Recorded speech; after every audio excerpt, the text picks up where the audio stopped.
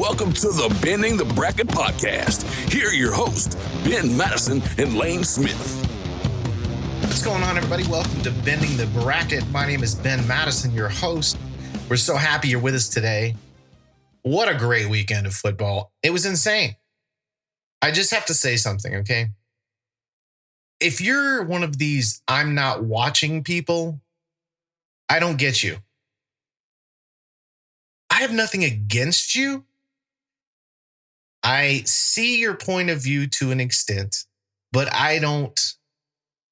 the logic doesn't make sense to me. And here's what I mean by that.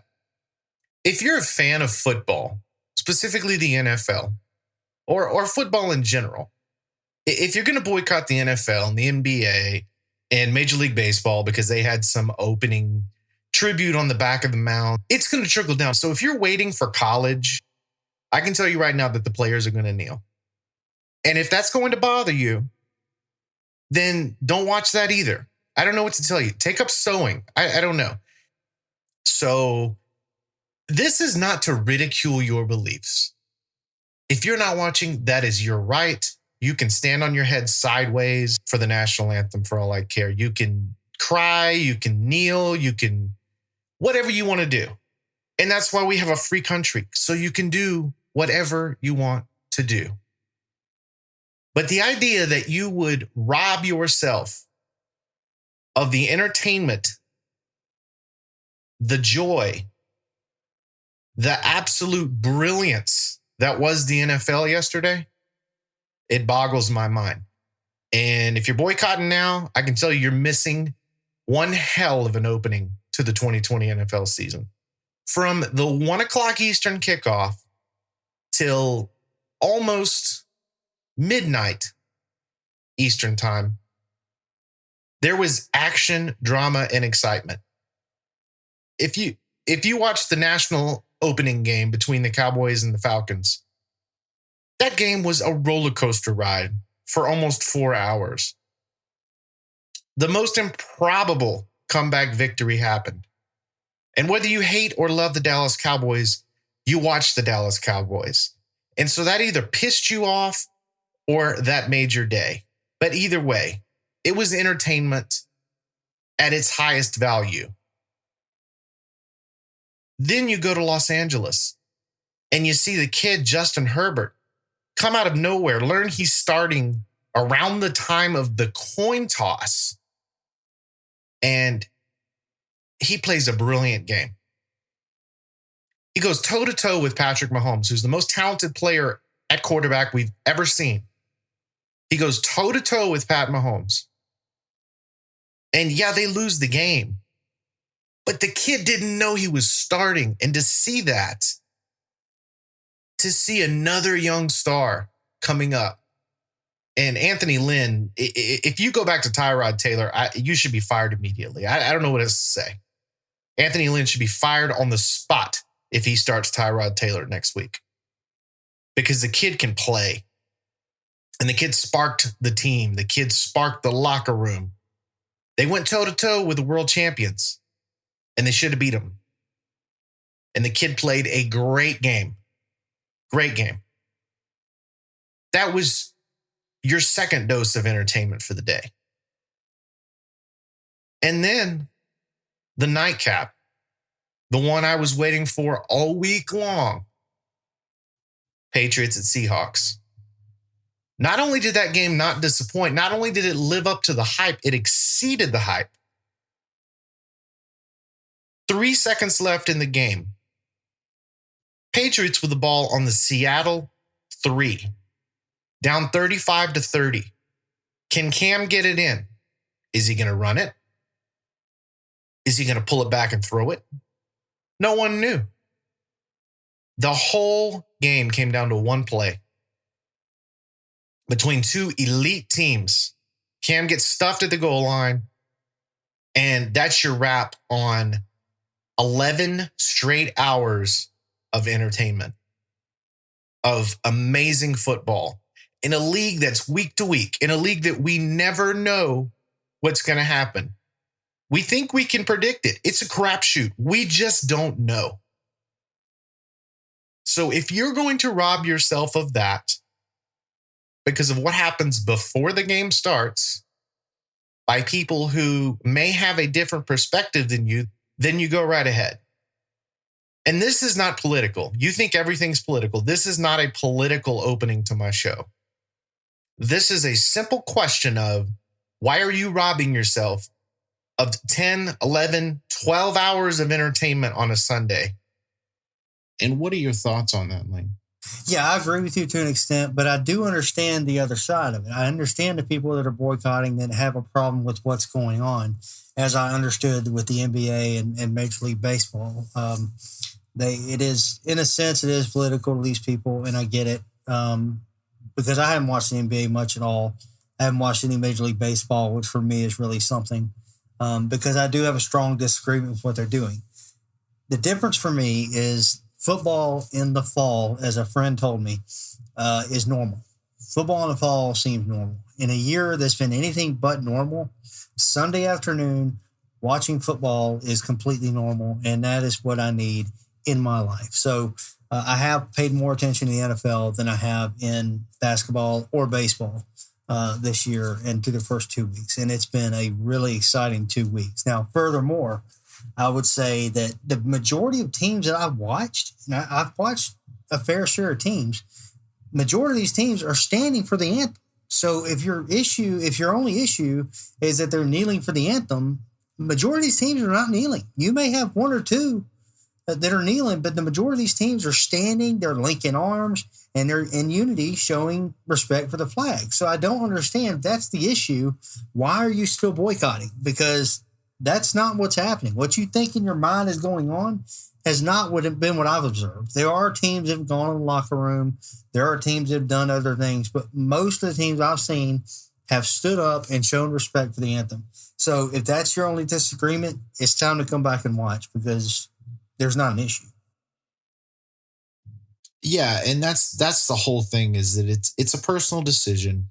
You have to respect everyone's opinion, of course, at the end of the day. But if every player was doing it, I would see the point. I don't really see the point. I think that it was never really about the flag for a lot of people, and some people can't see past that. Some people just believe it's all about the flag, and that's the long and short of it, and that's fine. But like I said, for me, I don't understand how you'd rob yourself of so much great football. Let's get right into Sunday, and that was a crazy day. That was probably the best regular season Sunday of NFL football that I can remember. Oh, no doubt. That was top to bottom. The early games, which are normally lackluster at best, even the early games were great. The late games were great. The Kansas City and Los Angeles Chargers game was phenomenal. That game stole the show for me. Now, the Sunday night game, which we'll get to in a minute, that's on another level. That was otherworldly in a sense because of what we saw. But the KC and Los Angeles game was really something to watch and something to behold. And we'll get into that here in a few minutes. But there was a lot to break down from that game and the circumstances around that game, and which we'll get to. But yeah, top to bottom, that was a stack full of great games yesterday. Absolutely. And one bad thing I thought about it was there were a lot of injuries. And I think that it's definitely a symptom of not having a preseason. Typically, we do see some injuries in the first few weeks of the season because players are ramping their bodies up, trying to get ready again. But this year, it seems a little bit worse. And I think it's probably because of not having that preseason and not having normal link camp. What do you think about that? No, I agree. And I know last week we talked about the preseason, not having a preseason, how much better it was in week one, and maybe they should abandon the preseason altogether. I don't think that's the right idea. Seeing these injuries, I think you have to have at least a couple of preseason games just to get right, get your body more in game shape, because I think that's a lot of the reason why we're seeing these players go down early in the season. And I hope that's not a sign of things to come and what has been truly a phenomenal season to start with. So I really hope it kind of starts slowing down here in the coming weeks. But yesterday was devastating for a lot of teams, San Francisco mainly. Yeah, absolutely. San Francisco, they're getting bit with an injury bug in every direction. Jimmy G left the game with a high ankle sprain. Nick Bosa has possible torn ACL. Also injuries to Solomon Thomas and Raheem Mostert, and that's not good for the defending NFC champions. They still took care of the Jets with ease, but that's not really saying a lot. Let's go ahead and run down the scoreboard here, and it was a fantastic game. Like I said, it was about 11 hours of absolute nonstop entertainment. In the early games, we had Tennessee over Jacksonville 33-30. Tampa Bay has a get-right game with Carolina 31-17. Pittsburgh holds off Denver 26-21. The Rams keep rolling 37-19 over Philly. Philly now 0-2. San Francisco, as I said, took care of the Jets 31-13. Buffalo now 2-0 with the win over Miami 31-28. Indianapolis Colts win their home debut with Phillip Rivers 28-11 over Minnesota. Minnesota now 0-2. The Packers double up the Lions 42-21. 2-0 now for Green Bay as well. Dallas holds off Atlanta 40-39 in what was the craziest game I think I've ever seen. Chicago over the Giants 17-13. Trubisky and the Bears now 2-0. Arizona 30-15 over the Washington football team. The Chiefs 23-20 over the Chargers in an absolute thriller in Los Angeles. And Baltimore continues to roll. They beat Houston 33-16.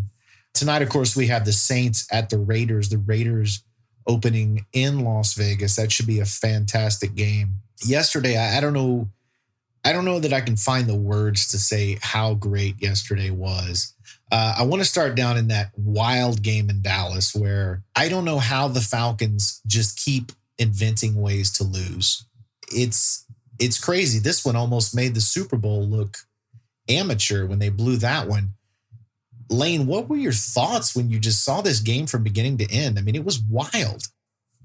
I could not believe what I saw. That first quarter, Dallas is a laughingstock, and you're wondering what in the hell is going on in Dallas because 4 fumbles in one quarter? I'd never seen that, never heard of that.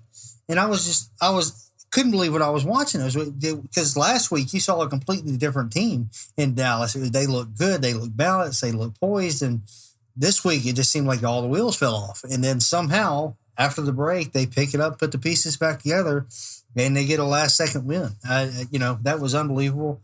The Falcons are what they are. The Falcons are not a good team. They are masked as a good team because of the offense, but the defense is not good. It has not been good in several years. Special teams is atrocious, as evidenced yesterday.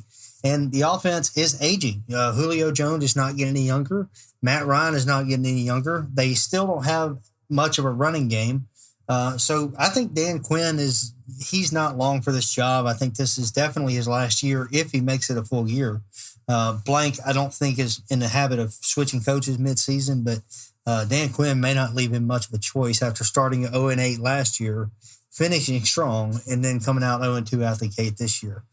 Something is wrong in Atlanta, and they got to get it fixed. Yeah, after blowing that game, Dan Quinn is on the thinnest sheet of ice that I believe can hold a man. I think that the cracks are starting in, definitely. And it's just a stat that's mind-boggling. When teams score 39 points or more and don't turn the ball over, since 1933, they were 440-0. They're now 440-1 thanks to the Atlanta Falcons. It's unbelievable. It may be the craziest stat I've ever seen. For this game, I don't know if it was good or bad that Dallas won that game for the Cowboys for the rest of the season. And let me explain what I mean by that. They did everything wrong early on in that game. You would have thought the football was covered in Vaseline the way they kept fumbling it time and time again. And I remember there's even one that I think got reversed and shouldn't have been reversed, but it was amazing. And then to be down 20 after the first quarter, to be down 19 at 2 different points in the game, to be down 15 points with 4.5 minutes left, and for McCarthy to have another questionable play call, they're down 39-30. Instead of kicking the extra point to make it a 1-possession game, he goes for 2. Lane, can you find a way, a universe in which that would be acceptable? No, there's no way. You've got to go for the extra point in that situation. Considering how that game had been going, go for sure thing. Why waste the time to take a chance in that situation? You've got the ball, you've got the momentum, kick the extra point and rely on your defense for one drive.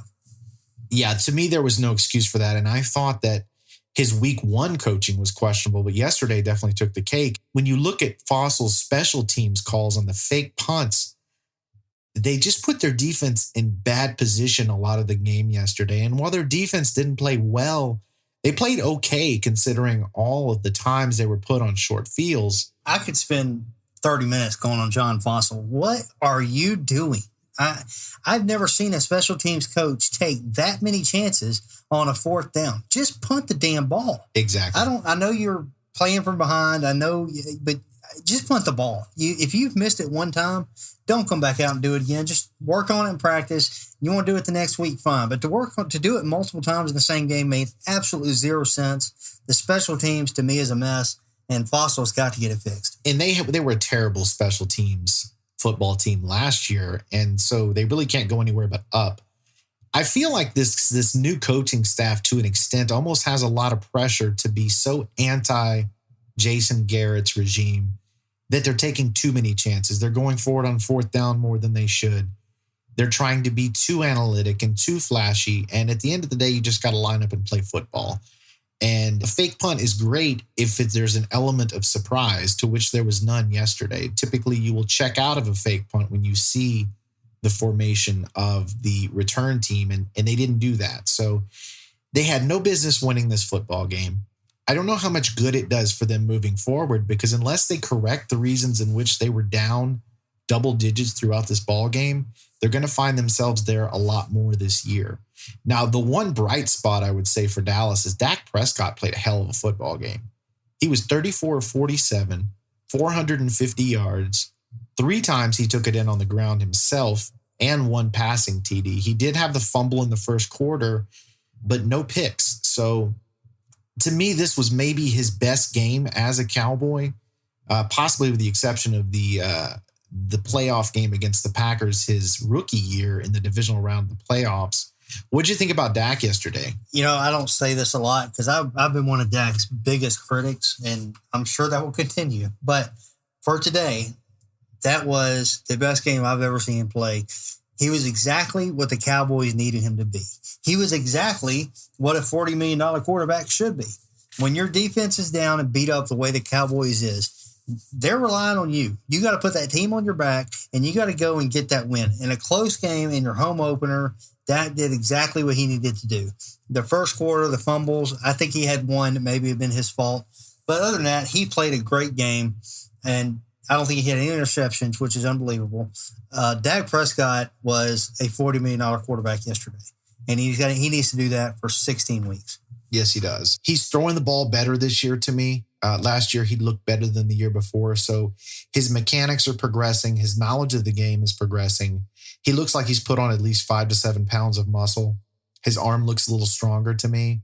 So if he can continue this, and we're not saying he needs 450 and 4 touchdowns every week, but he has to do more. Like you said, he has to do more to mask the deficiencies of that football team. Because when you look at the highest paid quarterbacks in this league, that's exactly what they do. They're paid to do that. Russell Wilson is paid to win in spite of having a subpar offensive line.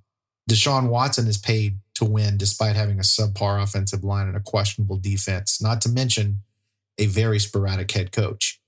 So you look at what he wants to be, maybe he can still be that, but this is a good first step in that direction. Right. He can't come out next week and have a dud. He's got to keep this going the rest of the way, and he'll have no problem getting paid, and Jerry Jones will have no problem opening up the checkbook. Absolutely not. Consistency is the only thing he's lacking to move himself up into that top tier of quarterbacks. Absolutely.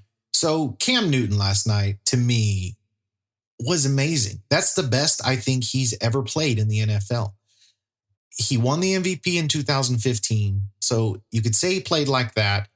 Last night, the way he was throwing the football, I'm not even talking about his runs. I'm talking about the way he sat in the pocket, he bounced around, he threw darts all over the field, and the throw to Julian Edelman that would have won the football game goes right through Julian Edelman's hands.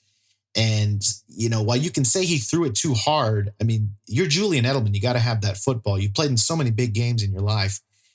Not to take away from Julian Edelman, because he had a fantastic game, maybe the game of his career overall. But the way Cam threw the football, I mean, did you see this coming? No, not at all. I mean, we got a little preview of it last week, but I think we all thought Seattle, they're playing at home. Russell Wilson coming off a 4-touchdown game. This could get ugly. And the Patriots, they just played Miami last week. So they didn't really have much to work with, and they're already down anyway. So I think we kind of assumed, coming in against a really good team in Seattle, that we might see an ugly game. And that was anything but. That was the best game I've seen in a long time in regular season. Cam Newton is fun to watch again. I didn't get into Cam Newton in Carolina much. Maybe it was the whole NFC South rivalry thing, but Cam Newton just wasn't exciting to me. But seeing Cam Newton in New England, I'm in. I'll pay whatever amount of money to see that, because that is appointment television. It was like watching Russell Wilson or Patrick Mahomes. You got to watch him because he looks like a totally different quarterback. As you said earlier, or maybe last night, he's not making the same mistakes that he made in Carolina because he's not allowed to, basically. Belichick has got him in control. He's got him matured, and he is learning that playbook to a T, and he is exciting to watch right now, and it's exciting to watch what the Patriots are doing. And hey, Patriots, you finally got what you wanted. He ran the ball in the fourth quarter instead of passing, but you still lost.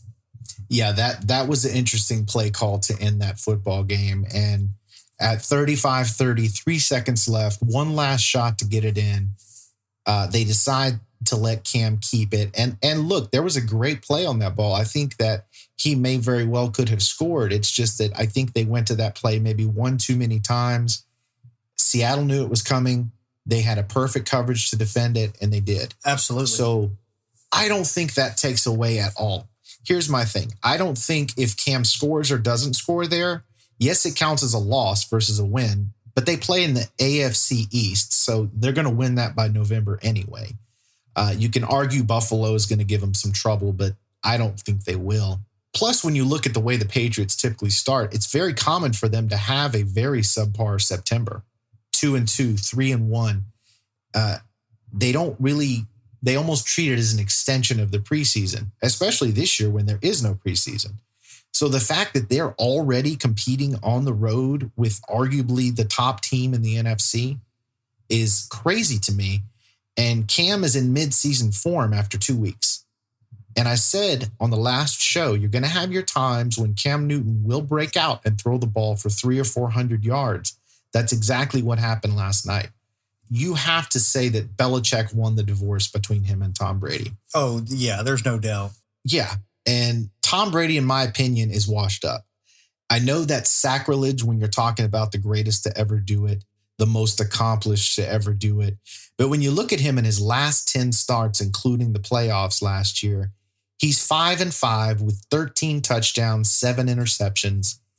He's starting to look like an old quarterback, in my opinion. What do you think when you look at Tom play now? Okay, he is an old quarterback. We're not looking for Tom 20 years ago. Tom is what he is. He's a 43-year-old quarterback. But Tom Brady yesterday was a lot different than Tom Brady last week. 217 yards passing. He averaged 6 yards a pass. He had a touchdown, 1 interception, and I don't think he got sacked. So, I mean, he didn't have a bad game. And Tampa Bay as a whole still is not completely in sync. But if Leonard Fournette continues to do what he did yesterday, that's going to make Tom look a lot better because he needs that running game to be strong and carry him the rest of the way. Tom doesn't need to be passing the ball a whole lot. 23 to 35 passing is about where you want Tom Brady to be at this age. So I think if Fournette continues to play like that, if that defense can tighten up a little bit, I think Tampa's fine. Now, they are not in any world a Super Bowl team. That is just ludicrous to even talk about right now when you see these other teams and the way they're playing. They're not in that league, and they won't be in that league this year. Yeah, I think the idea of Tampa being a Super Bowl team was way overblown from the get-go. As you said, he's a 43-year-old quarterback. He looks like, I'm not going to say he looks like a 43-year-old quarterback, but he definitely looks like his best days are behind him. And due to the nostalgia of Brady and his list of accomplishments, they just believe that he's going to get back to where he was. But the truth is, I think yesterday's about the best you're going to get from him. And that's good enough to win if you have a running game and a solid defense. But the idea that Tampa Bay is going to compete with Seattle, that they're going to compete with the Rams, that they're going to compete with the Packers, the Saints. To me, it's a pipe dream. And staying on the topic of Newton and Brady and the Patriots, I find it funny that all of a sudden these weapons that Tom Brady didn't have last year are now weapons for Cam Newton. All of a sudden, Julian Edelman's good again. All of a sudden, some receiver named Bird is his best target. All of a sudden, N'Keal Harry is a playmaker. I always believed last year was an indictment on Brady and not a lack of weapons. And I think we're seeing now that is actually the case. No, to an extent, I agree. I mean, the Patriots, Bill Belichick is a genius. He's an evil genius. To go from Brady to Cam Newton and virtually have no drop-off is unbelievable. You've added basically a better version because Cam's got the legs and he can run. He adds a dynamic to that offense that Belichick never had with Brady. So it's exciting to watch that. But yeah, the receivers that are now household names that, were selling Cracker Jacks last year is unbelievable. And that happens in New England all the time. Edelman, nobody knew anything about, never heard of him. And he was, I think, a college quarterback and came in the league and like, who's this guy? He's playing lights out. So I think Edelman is a big reason this team succeeds and is as good as they are because you can put him anywhere and just plug him in and he's going to go and he's going to give you yards and catches. He's reliable. So I think I call him Old Faithful because he's been there so long. And then you got, like you said, Bird, and you got the other receivers around him that complement what Edelman doesn't have. So maybe Edelman's not the deep threat, but those guys can be the deep threat. And you put Edelman in a slot. So I think I've even seen Edelman come out of the backfield before. So he can really plug him in anywhere and be good. And I'm not saying that they have, a top receiving core by any stretch of the imagination, but they upgraded at quarterback, not just on the legs, but the arm too. Cam at 31 in that system is much better than Tom Brady was at 42. So the idea that the Patriots are going to take a big step back this year, now that we've seen what Cam is going to be, and even with the players that are holding out due to COVID-19, you're going to find the Patriots going deep in the playoffs. I truly believe. Now, can they beat Baltimore? Can they beat Kansas City? I don't know. That's going to be interesting to find out. I don't think they're on that level now. But as you said, Bill's an evil genius. And by the time the playoffs roll around, he will be getting the absolute best out of every man on that roster. So we'll see how it goes. But the idea that New England's falling off, that's definitely not happening. When you look at Russell Wilson last night, Russ has found another level that I didn't think existed. He's thrown 9 touchdowns in 2 weeks, and the efficiency is on another planet. What are your thoughts on Russ? I don't know where to begin with Russell Wilson. He has been phenomenal to watch. I have never been a big Seahawks fan, even before this iteration of the Seahawks. And I'm not a Pete Carroll fan by a long shot. But this team is fun to watch. Russell Wilson is incredible. And he threw for 288 yards yesterday and 5 touchdowns. That's ridiculous. Teams that normally quarterbacks that throw 5 touchdowns, they have to throw 400 yards to get there. So see Russell Wilson throw for 5 touchdowns and only throw it for 280 yards, it really stands out to me. But he is fun to watch. The rushing game, he's got a running game now for the first time and maybe since he's been there. I don't think he's had much of a running game. So Chris Carson looks like he's going to be serviceable in that role. 72 yards, 70 carries last night.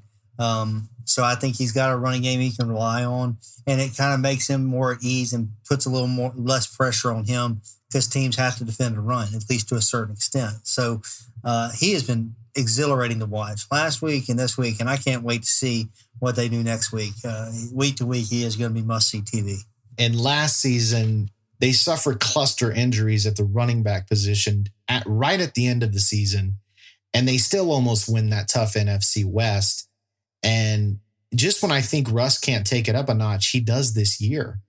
And when you watched him play last night, the way he just steps up in the pocket, I mean, he literally looks like a robot that has been programmed to play the quarterback position perfectly. No, absolutely. He's always moving in the right spot. He doesn't get hit. He always slides. He throws the best deep ball in the league, and it's not even close. And I never thought I'd say that with Aaron Rodgers still in the league, but Russ throws a much better deep ball. Oh, by He's far. so accurate. By far. There are no holes in his game, and he's gotten faster. He's trimmed up a little bit.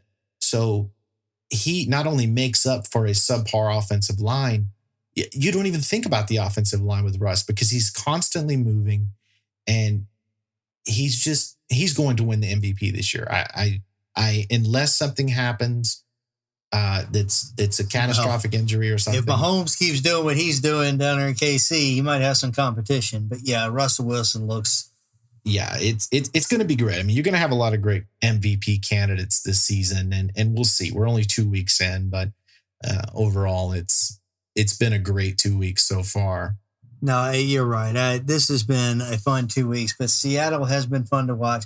Russell Wilson, you mentioned the deep ball, really is a thing of beauty. To watch him throw the ball downfield is something. It's perfect. Every time I see him throw a deep pass, it is right in the hands, in the chest of the receiver. I don't know how he does it. He's got a gift for it. Aaron Rodgers throws a good deep ball, but it doesn't come close. Patrick Mahomes, Tyreek Hill, that's a connection. He can throw that deep ball. But to me, it's still not as good as Russell Wilson. So it is fun to watch him throw that downfield.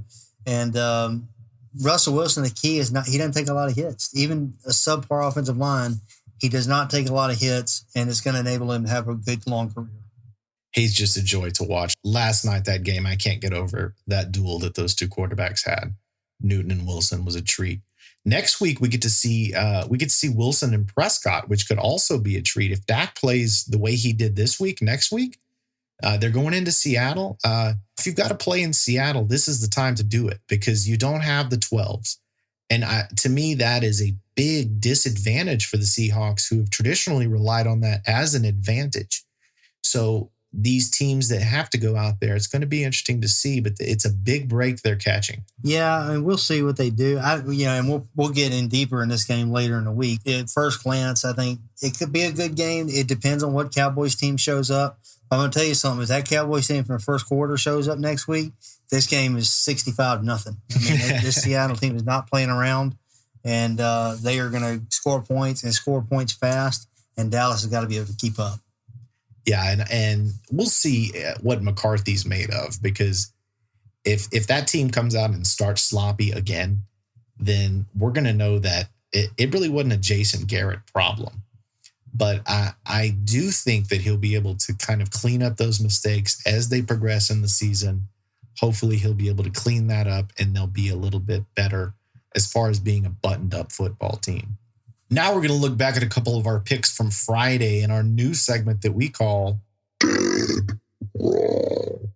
I'm going to actually say New England is going to win this game outright. I like the Patriots 26-24 in a close game. I think Carolina can upset Tampa in this game. So, yeah, I was an idiot. I had Carolina winning that game over the Buccaneers. Clearly, I underestimate the Buccaneers. That game was, as we talked about earlier, Buccaneers look good. I don't know that they're a playoff team, but they certainly look like a different team from last week. But conversely, Carolina still looks like a good football team, and Joe Brady's got something special going to Carolina. So I was dead wrong. Buccaneers win that game pretty easily, and that was my dead wrong segment of the week, and I'm going to look to get right this week. Hey, it happens, and even professional bettors don't get more than about 55 to 60% accuracy on their picks. So right. We can't feel horrible about it. For mine, I was still wrong. Cam let me down. I could have won that one, but hey, it was a great ball game. So I'll be dead wrong about that one. Week 2 overall was really a lot of fun.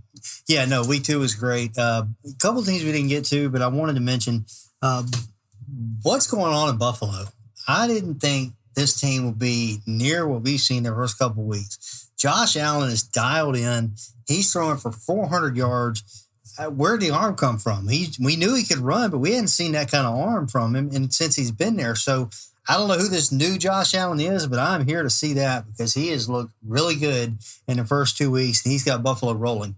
Conversely to that, Arizona, we knew they'd be good, but this good, Kyler Murray, are you kidding me? He threw again yesterday for another almost 300 yards. He looks awesome. He's got that offense rolling. DeAndre Hopkins is unbelievable. Another touchdown yesterday. So look out for Arizona. They are up and coming. They look good. They've got it figured out, and they are rolling right now. I think their defense, I still have question marks, but overall, Arizona is a good team. Yeah, these are two of the most surprising starts. And I know some people push back on that when they say Buffalo. Well, Buffalo was a playoff team last year. Josh Allen has grown a lot, and I knew he had that big arm. You could see that big arm. The problem was he didn't tame that big arm. And the job that Sean McDermott and the coaching staff have done on Josh Allen and on that roster in general, I think they're going to be able to compete with the Patriots. I still have them as a wild card team this year. I don't think they're quite ready to take that step and win that AFC East. But when you look at the progress, you can't help but be happy as a Bills fan. And as far as Arizona, I didn't see that coming. I knew they were going to be better. I felt that Murray was going to take a step this year, but he's taken a leap. I mean, you have now Seattle, Arizona, and the Rams at 2-0. And San Francisco, we'll see, they have a lot of injuries. So an exciting future definitely for the Arizona Cardinals and Kyler Murray. Yeah, before we go, Ben, I just wanted to give a quick mention. The Chargers and KC game yesterday, unbelievable. That game was appointment television, beginning to end. KC looked slow out the gate. They didn't have anything going. You got the Chargers coming in that nobody's really talked about. That defense is sneaky good. And then you've got Justin Herbert, who finds out he's going to start at the coin toss, and you just throw him in. He thought that the coach was joking. He had to tell him 2 or 3 times to get him in the ball game to make him realize, hey, you're the starting quarterback. So all Herbert does is go in there and throw for 300 yards, and they damn sure could have beaten Kansas City yesterday and probably should have beaten. Yeah, that was a huge surprise. And yet again, we have another kid that is going to be a star in this league. I mean, the way he came in, played a great game, the one pick, but other than that, he was fantastic. Went toe-to-toe with Mahomes, and you got to be happy if you're a Chargers fan at the future. Ecstatic. Now, I'm going to say, like I said in the beginning, if they go back to Tyrod Taylor, just clean out your desk, Anthony Lynn. Seriously. Why in the world would you go back to Tyrod Taylor, who can get you 13 points a game? Yeah, there's no way you're going back to Tyrod Taylor if you see that performance yesterday. 22-33, 311 yards. He looked otherworldly in a lot of aspects. And that's what the Chargers need. The Chargers are struggling to find a fan base here in LA, and they have been since they got there. So coming in and looking like a franchise quarterback like he did yesterday, that's going to go a long way toward getting fans behind that team and getting people to pull for Justin Herbert. And the Chargers they're an underdog now. That defense, the way it is, Cincinnati last week, nobody paid a lot of attention to it because it was Cincinnati, but they played well. That defense played really well. That's probably the best corners that Joe Burrow is going to face all year. So their secondary looks good. Their defense as a whole is good. And to have KC on the ropes for most of that game yesterday nobody saw that coming. Yeah, it was an impressive performance. Definitely one of those division games where it's a slugfest. And look, the Chargers have players. On defense, they've got players. On offense, they've got players. They've got some studs. And I think if they'll go ahead and let Herbert play, I think there'll be something special to watch. So many good teams, so many good young quarterbacks coming in. It's going to be exciting to see. I mean, the parity in the NFL now is what's so amazing. I mean, a lot of times we go into the late part of the season and 22 teams, 23 teams are alive for a playoff spot. I mean, the NFL can't ask for more than that. So I'm hoping week 3 continues a trend of how good it's been so far this season. And any closing thoughts from you? No, I agree. The NFL is rolling. It looks great. It looks like we're already mid-season the way these games have been the first couple of weeks. But so week 3 should be exciting. I know there's 2 really exciting games in week 3, but I am already looking at next Monday night, KC and Baltimore. That's going to be the game of the week, and I cannot wait to see Mahomes against Lamar Jackson. Absolutely. Get your popcorn ready. Get your Bud Light ready. Whatever it is you do, get it ready because it's going to be an amazing game. And that's going to do it for us for this episode of Bending the Bracket. Thanks so much for joining us. Don't forget to subscribe to follow our latest content. You can also find us on Facebook or Twitter at Bending Sports. Have a great day.